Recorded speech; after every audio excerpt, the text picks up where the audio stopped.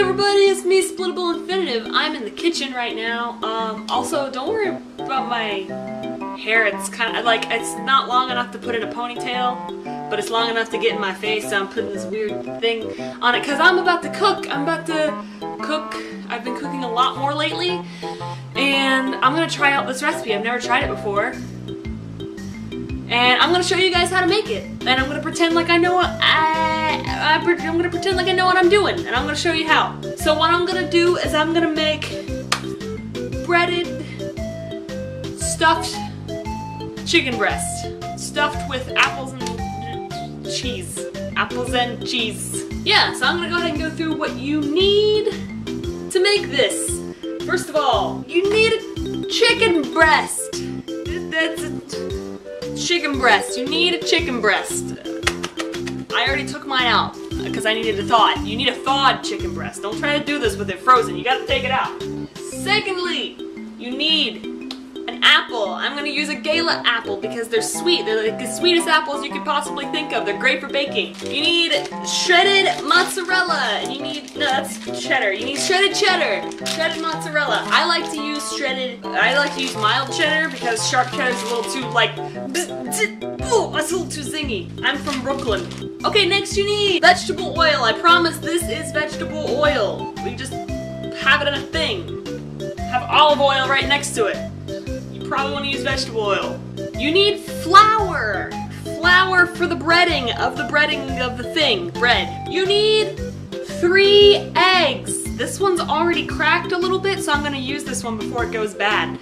But yes, you need 3 eggs, and that is for later when you bread the chicken breast. And you just need water. Those are the things you need. I'm going to put these back. I don't need them right now. Okay guys, so first we're going to make this, the mixture, the inside mixture of the stuff. We're going to make the stuffing. It's not really like stuffing like Thanksgiving stuffing, it's just stuffing. So we're going to cut this apple in half because what we got to do is we got to dice it. Now notice I didn't cut it exactly in half because if I cut it any more it would go through the core and that's just annoying. Right now I think we only need this much, so you know what, I'm going to cut a little off right here so I can make a stand. That's the lesson I learned from my mama. It kind of stands up a little better than it did before I made that little thing. And I'm going to cut all the way through without hurting myself, probably. And basically what I'm doing is dicing. I'm not very good at dicing, but I'm going to try my bestest. And that's going to make these little spears. This is like what I believe I would be like if I started my own like cooking show. You know, the cooking show where I like look like an idiot. You know, because like all stars of cooking shows look like they've been cooking for like millions and millions of years, and they're like really, really good, and they cut like so fast and so precise. But that is not me. In fact, I probably would have done better with a bigger cutting board. But you know, whatever. We're gonna cut them into little chunks because we want to dice them. Dice, dice. But as far as I know, that's the best way I know how to dice any sort of vegetable. Onion. It's actually easier to dice an onion like this because onions aren't slippery like apples are. You see how slippery this is? Alright, you want to just take that, put it in your bowl. I've never made an informational video in my entire life. All my LPs are just like, whatever. No, I'm actually trying to inform you guys this time. Tell me if you like me being informative or if you just like me being stupid and silly, because I'm good at that too. Actually, you know what? I think I want to make more apples than this. Now it's about 4 o'clock right now. And you guys might be thinking, oh, making dinner is actually it's a little early for dinner time. And I would agree with you, but you need at least an hour to let this sit in the fridge. This mixture and the chicken breast. You gotta let the chicken breast sit in the fridge for a little while. Why? Don't hurt myself, don't hurt myself, don't hurt myself. When I first started like chopping and cutting and cooking and all that, I wanted to go super fast. I was like, I'm gonna chop as fast as Rachel Ray! But no, don't do that because you'll more than likely hurt yourself, and you don't need to chop as fast as Rachel Ray, guys. I'm gonna eat this now. Oh my gosh, it's really good. I love apples. This apple's really good. Woo! That was tasty. I have the mild cheddar cheese right here. Just use a little handful, like this. Boom. Like that. Not even that entire handful. Like, like, you can see inside the mixture. It's not, like, come on, guys, just use your head. I'm gonna eat this. Oh my god, there's cheese everywhere. And we want to do the same thing with mozzarella. Now I want a little bit more cheddary flavor in there. So, don't want to put as much mozzarella, just a little bit, because this mozzarella is a little thicker. As you can see, this is a little thicker than the cheddar. The shredded cheddar is shredded really fine. This is kind of chunky. So I want to put a little bit in here. You know what I'm going to use a little bit of? I'm going to use a little bit of mushrooms. I have no idea how this is going to taste. Mushroom makes everything taste better, but you know what? The package is open and I need to use it before they go bad. So I'm going to put a little bit of mushrooms in here, you know? I am a novice chef. Like, I really am. I don't know what flavors go good together, really. I just kind of like, it's trial and error. You know, I'll do a couple more. So I think that's enough mushroom. You don't want to do too much, because these are some really powerful flavors. And you don't want to do too much of one thing. You want to blend it. Look at me, I sound all professional. Anyway, you want to mix this up. Apples, cheese, mushrooms, other cheese. Look how beautiful that is. That's going to be inside of a chicken breast. You want to put this in the fridge. Not necessarily cool it, but you want to put this in the fridge so it doesn't get warm while you're working with the chicken, okay? Alright, so there we go. Boom. Okay, so now I have a chicken breast. And, it looks a little funny. It's actually a little thin. Anyway, what I did was I butterflied the chicken breast, because the chicken breast is about twice as high as this, okay? So what I did is I turned it on its side while it was still a little bit frozen. There was a little frozen on the inside so that it had a little stability. If you cut like a completely like thawed out chicken, it's all flopsy and it's flopping all over the place. You can't even hold on to it. It was a little bit, it wasn't completely frozen, but it was a little solid, you know? So I had a bit of control on it. And I put it up sideways like this, and I cut down the middle, and then you open it up like a butterfly. That's why it's called a butterfly. And I just pulled them apart. This one's not going to be a very good one since it's kind of all like, it looks like a weird, looks like the Philippines or something. I don't know. So the other one's actually going to look a little better. Here, I'll show you what I did to the other one, because like what you want to do is you want to pound it like this. I know that looks gunky and nasty, but you want to pound it to where it's like wide like that. This is where you would use your Ziploc bag. You would put this in a Ziploc bag. I do not have a Ziploc bag, but I do have parchment paper. It's not as good. It'll work for this. You just don't want to get chicken guts all over the place. So, yeah, just tear you off a little bit. So, at this point, you would pull out a mallet and start hammering away. You don't want to, if you have a mallet, you don't want to hammer on the side that has the spikes on it, because that's for beef. That's a beef tenderizer, and that'll tear up your chicken. You want to use the side that's flat, that has nothing on it. I don't have a meat tenderizer food mallet thing, so or if I do, I don't know where it is. So instead, I used a rolling pin. This will work just fine. You don't want to roll it because it'll move it all in the parts. No, that's gross.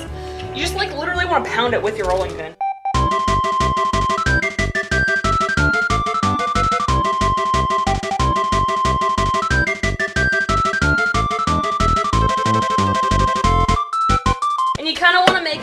Even though this chicken isn't cooperating with me. I'm not very experienced with pounding chicken breast out, but I'm only cooking this for myself. I'm not cooking this for anyone else. In fact, this isn't going to look all that great, but the other one's going to look pretty good. This one's kind of dumb. I should have, whatever. I did that one before for practice, and my practice one turned out looking a lot better. So, that's about, I'm making a small one. I'm making a really small one. Like, you can find big old chicken breasts and butterfly them, and you don't even have to butterfly them. You can just pound away, and that makes them really big. That makes them like huge. That's gonna be good for me. That one didn't turn out as well. This is more like what you're looking for, okay? It's a lot more thin. It kind of looks minced a little bit. But anyway, I will be back with how to roll it up and dress it and all that. So I'm going to use that one to show you how, because this one's all messed up. Alright, I'll be back. Okay guys, now we're going to put the filling stuff, the stuffing, into our pounded chicken breast. So, what you want to do, pull out your aluminum foil and set it on your cutting board or whatever surface you're using. Boom. There you go. And we're done with the foil. I've already done the other one. It didn't turn out looking all that great just because it didn't, like, the shape of it was a little funny, but eventually you're gonna want it to look like this, and this is what you're gonna put in the fridge. It looks a little funny inside, but this one's gonna turn out looking a lot better, I promise. So we wanna go ahead and take this off of the parchment paper. Careful not to get the paper on the, oh my god, look at that. Oh, that looks beautiful. I'm gonna put that on the outside, actually. Leave all the funny looking gooey stuff on the inside and leave the smooth surface outside, just to make it look pretty. And we can throw this away. Now if you use, again, I'm using parchment paper. It's a lot easier to use Ziploc bag, a big Ziploc bag, but I don't have one, so I'm using parchment. A lot of times chicken breasts will have a wide side and a thin side. You want to put the wide side next to you so you can roll it up. So I'm going to take a little bit, I made way too much mixture. I'll figure out something I can do with it, but you want to kind of put it in there. Don't completely cover it, otherwise you won't be able to roll it up, things will be falling out. Then from there, we want to roll it really tight. As tight as we can get it. This is a smaller one that I'm working with. The bigger it is, this is a rule of thumb with anything, the bigger it is, the easier it is to work with. So, you might even not butterfly it, do a whole chicken breast, but look at that, that rolled together really well. And we'll kind of slide it over here, and we'll roll it up. You want to keep a little bit of pressure on it so that it doesn't come all coming out. And once it's all the way over, roll it, twist it, and you have something that you can put in the fridge. So I'm going to go ahead and put this in the fridge right now. You want to put these in the fridge for about an hour, and what that does is it keeps it together. If you're running low on time and you don't have time to put these in the fridge for an hour, what I suggest is put a couple toothpicks in here, because that'll keep it together. But it won't keep it together as well as just putting it in the refrigerator for about an hour. That cold really kind of melds it all together. I guess I'll show you guys the derpy one and then the good one when we're done, so yeah. While you're getting ready, while your chicken is cooling in the fridge or whatever, you can get your breading plates ready. You need 3 plates. One that has the flour, one's gonna have the eggs, and one's gonna have the breadcrumbs, which I failed to mention was a vital ingredient, obviously. This is the pan that I'm gonna put it in eventually. If you make bigger ones, more than I'm doing, obviously you're gonna want a big baking pan, but since I'm making really small ones, I'm gonna do a little small pan like this. The big thing before you put anytime you're baking anything, you want to put something in the pan. Pam, maybe vegetable oil or like melted butter, anything that's going to keep it from sticking on there, because I guarantee you if you just put the chicken right on there, you're never going to get it off. Like I've done that to myself more times than I can eat. Anyway, I already put the flour in here. That's all you need, flour. This one's going to have the eggs. I'll be right back. Okay, so I have 2 eggs right here. I said 3 at first, but I'm actually my chicken is actually turned out to be a little smaller than I thought they were gonna be, so I don't want to waste any eggs. So I think 2 eggs will do me well. It's because I butterflied the chicken breast and it made it really thin. If you pound an entire chicken breast, it's gonna make it a lot bigger. So yeah, I'm gonna go ahead and crack this and put it on in there. This one too. Now this is where you want to put your vegetable oil and a little bit of water. So just a little bit of vegetable oil. Boop. That's all, like that, like barely any. And you want a little bit of water. Like that much, just a small mixture. And if you even really wanted to, if you wanted to kind of give it a little bit of extra flavor, because I have regular breadcrumbs, but you can get different kinds of breadcrumbs. You can get Italian breadcrumbs, or you can get panko. I have regular breadcrumbs, and that's fine. Italian seasoning, or Italian breadcrumbs has Italian seasoning in it. Panko is actually Japanese, and it's actually, instead of breadcrumbs, it's more like bread flakes. And that works really well too. A little bit of salt, pepper in there. That's just like a tiny, tiny, tiny little bit. I don't know, just because I'm feeling it, you know. That's going to be my breadcrumb plate, so let me go ahead and grab. This is the kind of breadcrumbs I have. I just got the Publix brand, but I mean, a lot of you don't have Publix's, but that's fine. Just then you any breadcrumb will do. Like I said, there's the different kinds. There's regular Italian, and then there's panko. I'm sure there's other kinds other than that, but those are the only ones that I've been experienced with. So I'd say about, I don't know, maybe 2.5 of your own handful. There you go. Done. So, I'm gonna go ahead and do the derpy one first, off screen, so you don't have to see that. And I'm actually gonna show you how to do it on the one that's not derpy, so hold on. Okay, so I did the derpy one, and the derpy one turned out to look a little bit more like a breaded chicken taco. Alright, so I grabbed this out of the fridge, and I'm gonna unwrap it real quick. And we'll see how it turned out. Now you want to be a little sensitive because, like, yes, the putting it in the fridge did help it stick together, but you don't want to go all crazy because it still can fall apart. So definitely be careful. Okay, so as you can see, this turned out looking really well and staying together pretty well. Like, look at that, my goodness. So what I'm gonna do is I'm gonna use tongs. If you don't have tongs, it's not like necessary that you use them, but it makes your fingers, it keeps your fingers from getting a lot less goofy. So I'm gonna go ahead and put it in the flour.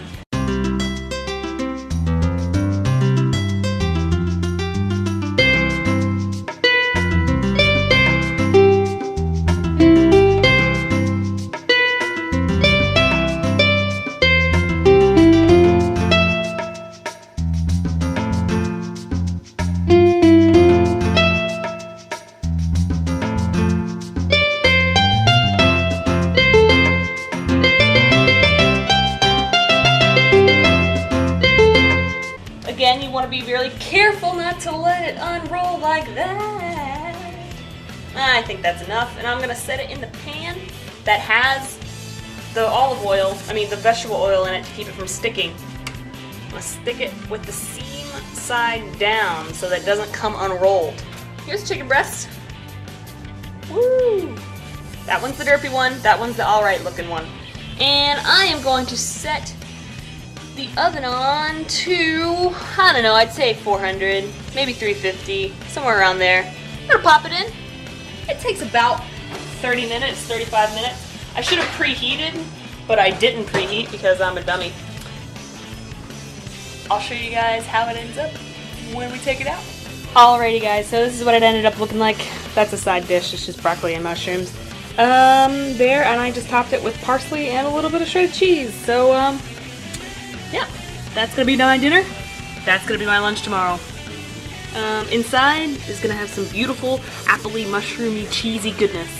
So, thanks for coming along. I bet that was attractive.